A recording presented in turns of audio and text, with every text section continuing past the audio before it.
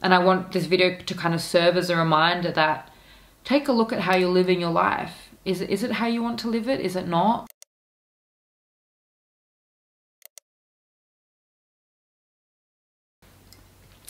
Oh, hey guys, welcome back to my channel. This is what I like to call my therapy couch, and it's the couch that like loved ones or friends, family, people I care about, when I or them, we have something to share or talk about, or something we need to work through.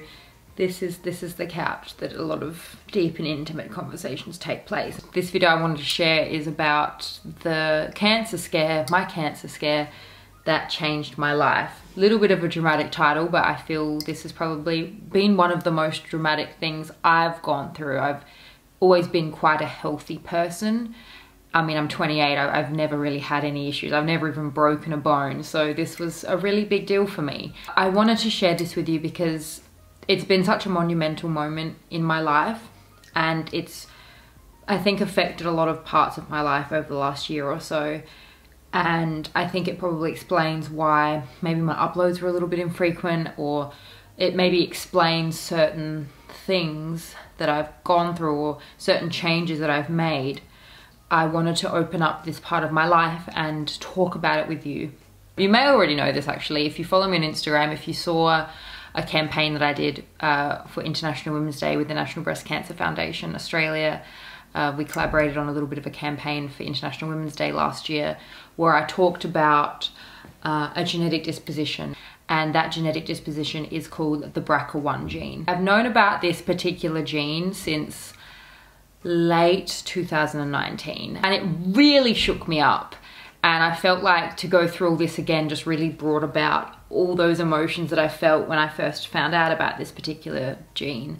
The reason why I didn't go ahead and do further testing and follow through with it at that time was because by the time I got around to really wrap my head around it, that was when COVID was kicking off. And I remember I was going to certain appointments with genetic counselors. I was going to the hospital to talk about these things. I was getting MRIs. It was really bad timing because I was about to get the test. I was considering getting the test, and then I thought, this is the last thing that I want to deal with right now. I'm going to share with you a little bit of information about the BRCA1 and the BRCA2 gene in case you're interested. I'll have an article linked below if you want to read a little bit about it. But basically the BRCA1 and BRCA2 genes, I'm reading off my phone because, like, hello, I'm not a scientist. I mean, I've been dealing with this for a few years, but still not a scientist. But those particular genes produce proteins that help repair damaged DNA.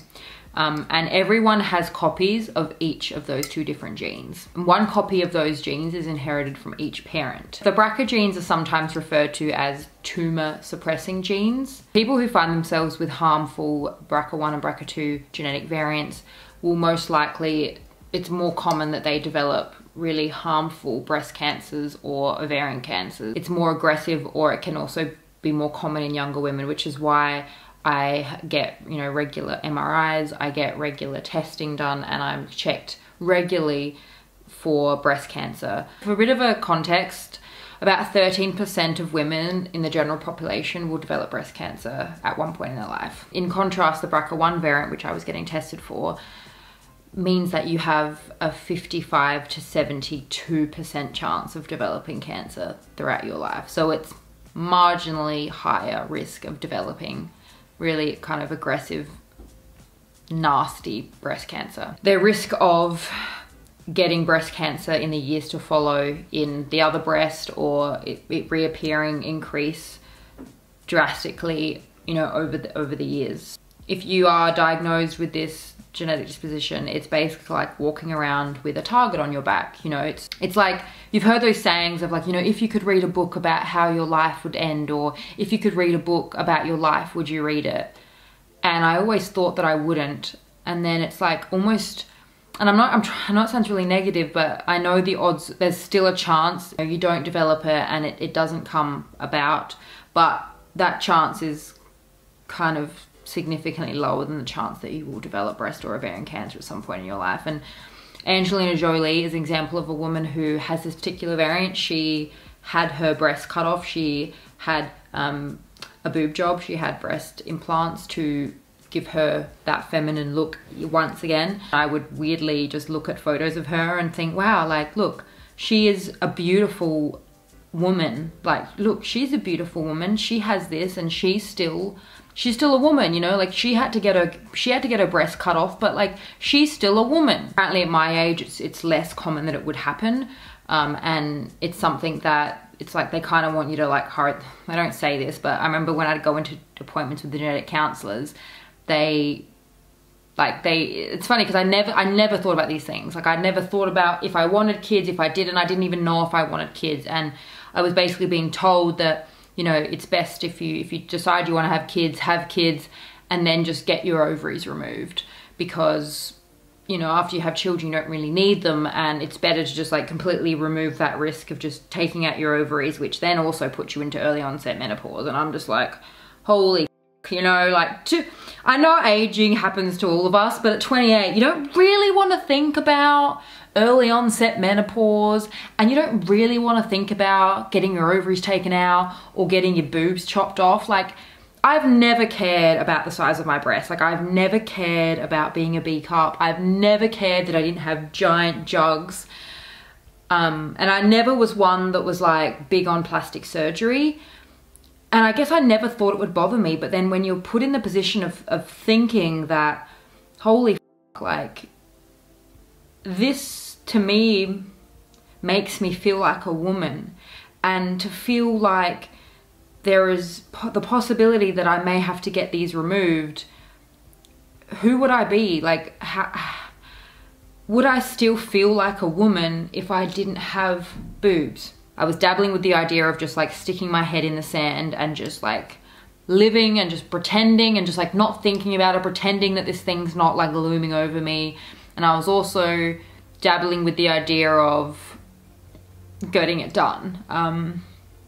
And again, I'm sorry, I know like so many of you get so pissed off when I bring this up and like I talk about like being single, because like single people get it. I guess I'd kind of hoped that maybe I could just put it off a little bit longer until I found someone who could love me and love all of me. I felt like trying to find someone and then having to have that weird ass conversation of like, hey, so like I know that we're having such a great time and you're so sexually attracted to me, but I might have to get my ovaries cut out one day, and then I'm gonna age ridiculously rapidly, and then, you know, maybe I might have to get my boobs cut off. I hope that you can still get a boner over me if I'm standing in front of you naked without boobs. And I may have cancer at some point in my life. It's significantly higher that I may have cancer at some point in my life. So I hope that you still love me and still find me beautiful, and hopefully you still want to date me. Like, that's just a type of conversation that like I just didn't want to have, you know what I mean? So I was like, I almost hoped that I could at least find someone to love first. I was really just getting lost in my thoughts and going on this bit of like a hamster wheel of thoughts, you know, like I don't know if you do this as well, but you just kind of get stuck in your head and you get like way off track into the future of your thoughts of things that haven't even happened yet. You know, you start thinking about all these things. Like, anyway, I didn't end up getting the test because COVID happened and we were in lockdown, and I was like, if I find out that I have this, or if I find out I don't have it, either way, I'm going to not want to really sit alone in my house, all alone, crying. Like, if I find out I don't have it, I'm gonna want to go party and celebrate and travel and like live my life. And if I find out I do have it, I'm equally going to be like, life is short. And because we were in lockdown, I couldn't do either of those things. So I was like, now is not the right time. We're not doing this now. Let's just get through this and see where we are at the end of 2020 and see where we are and just see what happens. And fast forward to August of this year, I decided to get it done. And that was for a weird reason, maybe you might relate to what I'm saying, but I just really had hoped that by mid-year COVID would have kind of relaxed and I might have been able to go live my life again and like get out and about and like travel and see the world and have more freedoms, and none of that really happened. And have you ever been so sad and so low that you're like, nothing else could really seem that much worse, which is kind of where I was. And I also equally thought, you know, like, one day I will be able to get out in the world again. This is the last thing I'm gonna deal with. Like, let's just deal with it now while we're in this shitty winter season of dark, dreary lockdowns and just BS constantly. Let's just deal with it now. So then when the world opens up again, we just go out and live our happy lives, you know, like live to the fullest, which is kind of where I decided and where I landed on.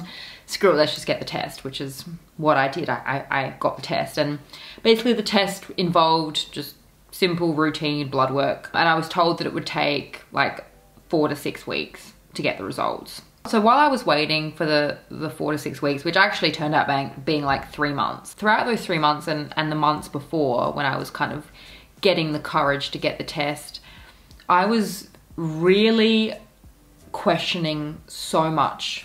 I was questioning so much about how I lived my life, and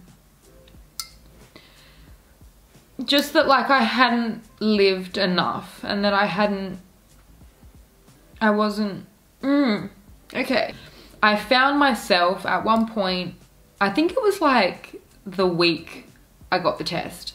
My internal monologue actually said this. It basically said like, I almost wished I had it so that I could go and live life how I really wanted to live. And that was a thought that I had, and I was like, hold on a minute. What was that? And it was the strangest thing, actually catching yourself having a thought like that. I had almost wished this diagnosis upon myself so that I had an excuse to go out and live life exactly how I wanted to. Why do I need an excuse? Why do I need a diagnosis? Why do I need a life sentence to do that? It's like I was looking for a reason. I was looking for an excuse. Roll the footage of, you know, me finding out the diagnosis. I'm like physically shaking. Okay.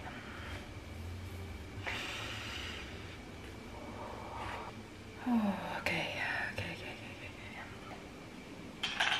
Whatever the results are, it's what they are. We're just gonna go with it. Oh, I'm this. Okay. The adult genetics unit. We are unable to answer your call at the moment. Please leave your name and number. Why are they not answering? Good afternoon. Hi, can you please transfer me to the genetics unit? Good afternoon, our patients. Yeah, I just received a text message. It says it came in at 10:48 a.m. I don't know why I didn't get a notification for it, but it just says, "Hi, Caitlin, this is Melissa from the adult genetics unit. Your results have literally just arrived." Yeah, what I'll do is I'll put you through to her brain. I don't think she's got anyone with her at the moment, but I'll put you through, alright? Thank you. That's okay.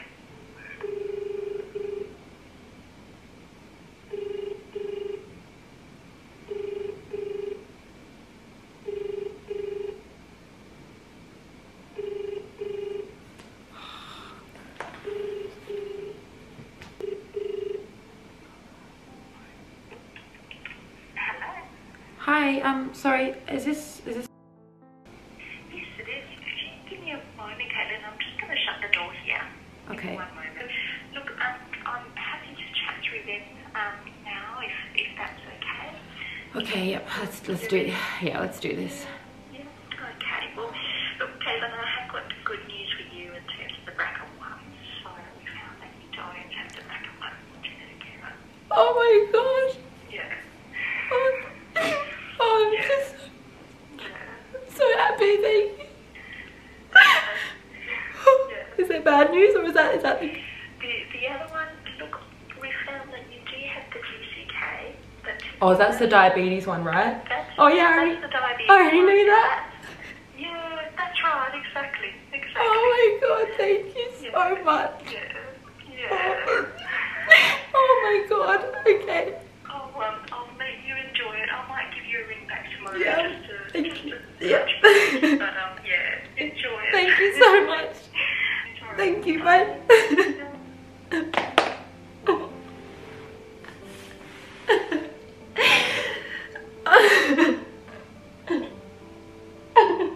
Oh, I've got to go to Mum.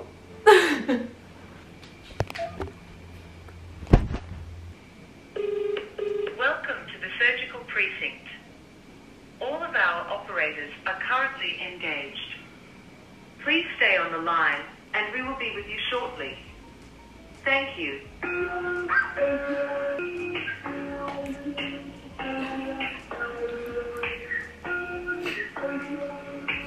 Sorry about getting on hold. How can I help you? Hi, I have an appointment with Dr.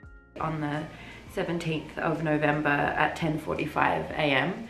Yeah. I just found out that my genetic test came back negative, so I don't think I need to come in and see her anymore unless she still wants to have a chat or see me for anything else.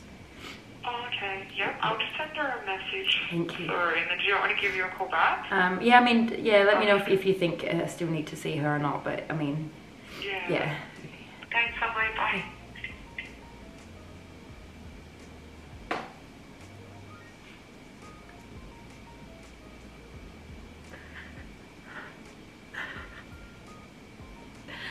Oh, I'm so oh my God, I had so much energy, and I just stuck my headphones on and I listened to Whitney Houston and my kick-ass feminine playlist, and I just walked down the beach and skipped down the beach, and God, those people at the beach must have thought, who the f is this loony? Like, I was skipping and I was like frolicking, and I just had the biggest smile on my face, and it would go from like the biggest smile on my face till just me like happy tearing, like crying, happy crying at the beach. People probably were like, whoa, this woman is insane. It was one of the greatest moments for me, such relief, and I can't believe I put it off for that long, but I know why I did it at the same time, and it just kind of led me to kind of where I'm at now, and why I wanted to share that with you. I hope that maybe some of my behavior over the last year maybe makes a little bit more sense to you, whether it be, you know, the crazy spending, or equally the absolute decluttering of my life, and just the genuine questioning of my life, and that whole kind of questioning that I was doing within myself. I was looking for permission to live the life that I really wanted to live, because in my head, and I had told myself that it wasn't good enough. I would hate to get to, you know, 30 or 40 even, and think I didn't really give myself that opportunity to really give that a good hard crack, because I was fearing that it wasn't enough for others, or I was scared of what people would think of me, and I didn't think it was enough, and that I should be doing something better with myself and better with my time.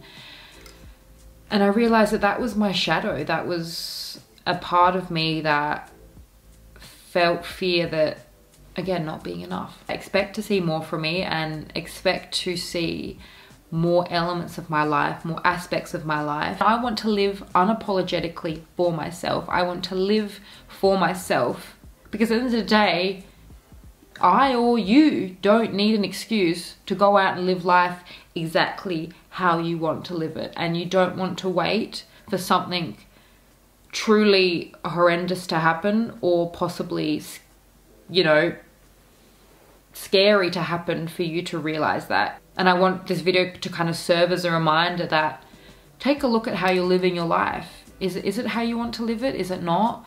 Also, I mean, this probably relates a little bit to luxury, but I kind of went on this bit of a roller coaster this year. I cleared out a lot of my wardrobe, and there was a good point there where nothing really made me happy in terms of luxury fashion, because I thought, holy, what is the meaning of life? I'm gonna buy whatever the fuck I want. Like, I know nice shit doesn't really make you happy, but on the other side of the coin, it brings me joy, and it's little fleeting moments of joy. And life is too short. I always used to think that was so corny, where it's like, oh, life's too short, buy the bag. But it's true. Life is too short. Do what the fuck you want. I'm gonna live for me, and I'm gonna do what feels good, and I'm gonna have fun, and I'm gonna have experiences, and I'm gonna live free, and I'm going to live unapologetically for me, and do what makes me happy and what makes me feel good. And sharing content online, being online, doing, creating, being part of this community. This is fun. This is what I love, and I'm gonna start listening to how I feel when I do certain things, and follow what I love. for the first time in what feels like, God, like 5, 6, 7 years maybe, I'm gonna listen to myself and I'm gonna start honoring myself and my feelings, and I'm gonna follow what I love. So, God, I feel like I got a lot off my chest just then. Don't wait for a horrendous or scary or terrifying moment in your life. I mean, those things can be great. They can help wake you up. They can shake you. They can make you reevaluate how you've been living, or even how you've been thinking, or what your life looks like, or even what you want it to look like, which is what it did for me. But you don't need that. You know, you can take a look at your life right now and ask yourself if this is how you truly want to be living, and what you could do differently today or tomorrow, because you don't need a reason. You don't need an excuse. Oh my God. You don't need any of that to live how you want to live. Thank you so much for being here in today's video. I look forward to seeing you again very soon. And if you haven't yet subscribed, you enjoy being here, and you feel like we vibe, feel free to subscribe. I'd love to have you here. And you know, while you're down there, leave in the comments any type of content you want to see from me, any specific video ideas, luxury related or not. I'm just trying to have fun right now, play around, get out of my box, do what feels good. So I'm leaving it all out on the table, and I'm open to almost anything, and I'll see you soon. Thanks for being here. I'm gonna put my coffee down so I can wave at you. Bye.